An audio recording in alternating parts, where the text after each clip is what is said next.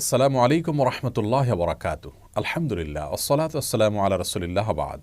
সুপ্রিয় দর্শক, আজ আমরা কোরবানিকে ঘিরে কমন 10টি প্রশ্নের উত্তর জানার চেষ্টা করব ইনশাআল্লাহ তাআলা। সর্বপ্রথম যে প্রশ্নের উত্তর জানবো তা হলো ভাগে কোরবানি দেওয়া প্রসঙ্গে। ভাগে কোরবানি দেওয়া নিয়ে আমাদের অনেকগুলো প্রশ্ন আছে, যেমন ভাগে কোরবানি দেওয়া জায়েজ আছে কিনা, জায়েজ থাকলে ভাগীদারদের সংখ্যা বেজোড় হতে হবে নাকি জোড় হলেও চলবে, কেউ পশু ক্রয় করার পর ভাগীদারের সংখ্যা বাড়াতে পারবেন কি না। এর সংক্ষিপ্ত উত্তর হলো যে গরু এবং ওট বড় পশুতে ভাগে কোরবানি দেওয়া যাবে এবং সর্বোচ্চ 7 জন ব্যক্তির তরফ থেকে গরু এবং ওট যথেষ্ট হবে। এটি সংখ্যাগরিষ্ঠ উলামা ইকরামের মত এবং এটি দলিলের দিক থেকে সমৃদ্ধ এবং বিশুদ্ধতর মত। আর কোরবানি ভাগীদারদের সংখ্যা বেজোড় হতে হবে এমন কোনো বাধ্যবাধকতা নেই। জোড় বেজোড় যে কোনো সংখ্যক ভাগীদার হতে পারবেন সর্বোচ্চ 7 পর্যন্ত। তবে একটি ভাগ একাধিক ব্যক্তি নিতে পারবেন না বা একাধিক ব্যক্তির তরফ থেকে একটি ভাগ হতে পারবে না। আর কোরবানির পশু কেনার পর কেউ যদি ভাগীদারের সংখ্যা বাড়াতে চান তাহলে সেটি তিনি করতে পারবেন। ধরুন দুজন মিলে কোরবানি করবেন বলে পশু ক্রয় করেছেন, তৃতীয় আরেকজনকে তারা যুক্ত করলেন, এটি জায়েজ আছে।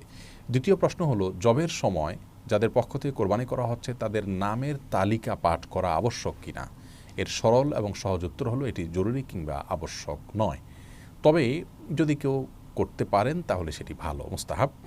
সহিহ মুসলিমের হাদিসে বর্ণিত হয়েছে রাসূল করিম সাল্লাল্লাহু আলাইহি সাল্লাম তার কোরবানি পশু জবাই করার সময় বলেছিলেন, বিসমিল্লাহ আল্লাহুম্মা তাকাব্বালহু মিন মুহাম্মদ ওয়া মিন আলি মুহাম্মদ ওয়া মিন উম্মতি মুহাম্মদ, যার অর্থ হলো আল্লাহ আমি আপনার নামে এটি জবাই করা শুরু করছি, আপনি এটাকে কবুল করুন মুহাম্মদের পক্ষ থেকে, তার পরিবারের তরফ থেকে, তার উম্মতের তরফ থেকে। এই জন্য কোরবানি যাদের পক্ষ থেকে করা হচ্ছে জবের আগে তাদের নামগুলো উল্লেখ করে, নাম পাশাপাশি বাবার নাম এভাবে যদি উল্লেখ করা হয় অমুকের সন্তান অমুক, এরকমভাবে সবার নাম উল্লেখ করে যদি বলা হয় আল্লাহ সবার তরফ থেকে আপনি কোরবানি কবুল করেন, এরপরে ছুরি চালনা করা হয়, এটি মুস্তাহাব, এটি উত্তম, জরুরি বা আবশ্যক কোনো বিষয় নয়। তৃতীয় প্রশ্ন হলো কোরবানির গোশত ভাগীদারদের মাঝে যদি অনুমান করে বন্টন করা হয় সেটি উচিত হবে কি না। এর উত্তর হলো না, এটি উচিত হবে না, বরং যথাসম্ভব পরিমাপ করে সমান হারে সবার মধ্যে বন্টন করা উচিত এবং কর্তব্য। এটা অনুমান করে ভাগ করা উচিত নয়।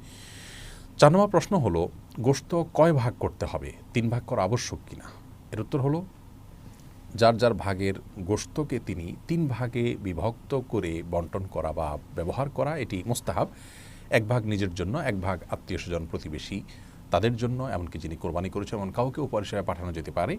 আরেক ভাগ হলো গরিব অভাবী দুঃখী মানুষদের জন্য। কিন্তু এই 3 ভাগ করাটা জরুরি কিংবা আবশ্যক নয়, এটাকে হেরফের বা কমবেশ করাতে কোনো অসুবিধা নেই। 3 ভাগে করতে পারলে উত্তম এবং ভালো। আপনি চাইলে গরিবকে একটু বাড়িয়ে দিলেন কিংবা প্রতিবেশীদের জন্য একটু বেশি রাখলেন কিংবা আপনি নিজের জন্য একটু বেশি রাখলেন, তাতে কোরবানির কোনো অসুবিধা হবে না। 5 নম্বর প্রশ্ন হলো ঋণ করে কোরবানি করা যাবে কি না। এর সরল উত্তর হলো ঋণ করে কোরবানি করা যাবে যদি আপনি পরবর্তী ঋণ পরিশোধের ব্যবস্থা থাকে, আপনি সেই জায়গা থেকে ঋণ পরিশোধ করে দিবেন, এরকম আশা যদি থাকে আপনি অবশ্যই ঋণ করে কোরবানি করতে পারবেন। তবে ঋণ করে কোরবানি করা কারোর জন্য আবশ্যক নয়। আপনি যদি অভাবী হন ঋণ করে কোরবানি আপনার জন্য করা উচিত হবে না যদি ঋণ পরিশোধের আপাত দৃষ্টিতে আপনার কাছে কোনো ব্যবস্থা না থাকে এবং যার কাছ থেকে ঋণ করছেন তাকে যদি আপনি ঘোরাতে হয় সে আশঙ্কা থাকে তাহলে ঋণ করে কোরবানি না করাই উচিত। তবে যদি দেওয়ার ব্যবস্থা থাকে, জোরালো আশা থাকে, তাহলে আপনি ঋণ করে কোরবানি করতে পারবেন। 6 নম্বর প্রশ্ন হলো মৃত ব্যক্তির তরফ থেকে কোরবানি করা যাবে কি না। যদি যায় তাহলে তার গোশত বন্টনের পদ্ধতি কি হবে। এর উত্তর হলো মৃত ব্যক্তির তরফ থেকে কোরবানি করা যাবে। নবী করিম সাল্লাল্লাহু আলাইহি সাল্লামের তরফ থেকে আলী রাদিয়াল্লাহু তাআলা কোরবানি করেছেন, অতএব নিজের মা বাবা কিংবা অন্য কোনো আত্মীয় স্বজনের তরফ থেকে যারা মৃত্যুবরণ করেছেন তাদের তরফ থেকে আপনি কোরবানি করতে পারেন। আর এই কোরবানির গোশত বন্টনের বিধান হলো যিনি মৃত ব্যক্তির তরফ থেকে কোরবানি করছেন যার অর্থ দিয়ে এই গোশতটা তার, তিনি এটিকে তার মতো করে ব্যবহার করবেন, 3 ভাগে ভাগ করে নিজের গোশতের মতো করে এটাকে বন্টন করা মুস্তাহাব।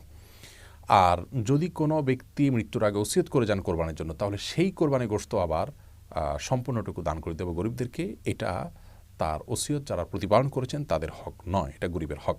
7 নম্বর প্রশ্ন হলো কোরবানি পশু নিস্তেজ হওয়ার আগেই অনেকে চামড়া ছেলা শুরু করেন, রক কাটা শুরু করেন, এটি জায়েজ আছে কিনা। এর উত্তর হলো এটি সম্পূর্ণ গুনাহের কথা। এমনকি জবের পর কসাইরা চাকু দিয়ে খোঁচাতে থাকেন, এর ফলে কোরবানির পশু স্বাভাবিক মৃত্যু না হয়ে অস্বাভাবিক মৃত্যু হতে পারে, যার ফলে পশু খাওয়া পর্যন্ত হারাম হয়ে যেতে পারে। এই জন্য চাকু দিয়ে জবের পরে খোঁচানো উচিত নয় এবং নিস্তেজ হওয়ার আগে চামড়া ছেলা কিংবা রড কাটা সম্পূর্ণভাবে না জায়েজ কাজ। সহিহ মুসলিম হাদিসে আসছে পশুর প্রতি অমানবিক না হওয়া প্রয়োজন ছাড়া, সেজন্য এটি করা যাবে না। 8 নম্বর প্রশ্ন হলো অনেক সময় দেখা যায় বুড়ি পরিষ্কার করতে দেয়া হয় এবং যাকে দেয়া হলো তাকে বলা হয় যে এটা পরিষ্কার করার পর তুমি কিছু নিও, আমাকে কিছু দিও। এটি জায়েজ আছে কিনা? এর সরল উত্তর হলো এটি জায়েজ নাই। কারণ নবী করিম সাল্লাল্লাহু আলাইহি সাল্লাম কোরবানির পশুর গোশত যারা প্রস্তুত করেন তাদেরকে কোরবানির পশুর গোশত দিয়ে কোনো কিছু দিতে নিষেধ করেছেন। সেজন্য এটি জায়েজ নয়। আপনি হয় সম্পূর্ণ বড়ি কাউকে দিয়ে দিবেন অথবা তাকে দিয়ে পরিষ্কার করার পর তাকে টাকা দিবেন, বড়িটা আপনি নিবেন, কিন্তু পরিষ্কার করার বিনিময়ে কিছু বড়ি তিনি নেবেন, এটি জায়েজ নয়।